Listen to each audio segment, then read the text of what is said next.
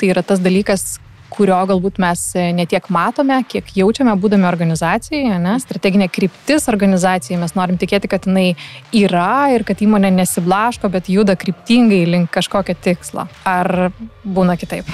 Aš net sakyčiau, dažniausiai yra kitaip ir tas, manau, susijęs su multitaskinimu, su tuo įpročiu 3 zuikius iš karto vytis ir tą žmonės jaučia labai dideliu nerimu. Ko daugiausiai trūksta iš personalo žmonių, vadovų, tai pinigais išreikšti viską. Ir tas yra labai sunku, žiauriai sunku paskaičiuoti. Gal galim ir taip gyventi. Tai mes turim tokį atrišiną tą kaitą, gal galim susitaikyti su ta kaita, nuolat investuoti samdymą ir taip gyventi. O gal galim investuoti į naujus vadovus arba į šitų vadovų ugdymo, o kuris kelias labiau atsipirktų.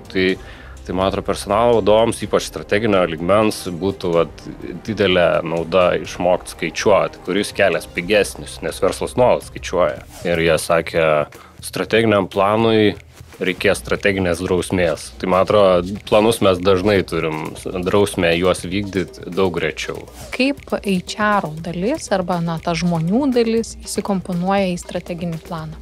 Skaičiais. Aš labiausiai norėčiau, kad personalo žmonės skaičiais prisidėtų prie planavimo. Ir jeigu personalo vadovas ateina ir sako, žiūrėk, čia tiek kainuoja, čia taip atsipirks, čia stūpysim, čia laimėsim, tai iš kartais yra partneris tada. Tai čia kalbėti verslo kalba iš esmės, tai apie ką tu kalbėjai, ne? Ar teko tau matyti kažkokių situacijų ar pavyzdžių, kai prasilenkia strateginis planas gyvena savo, o HR praktikos gyvena savo? Ir gaunas, kad ta kaita, pavyzdžiui, nukrenta ant personalo departamento.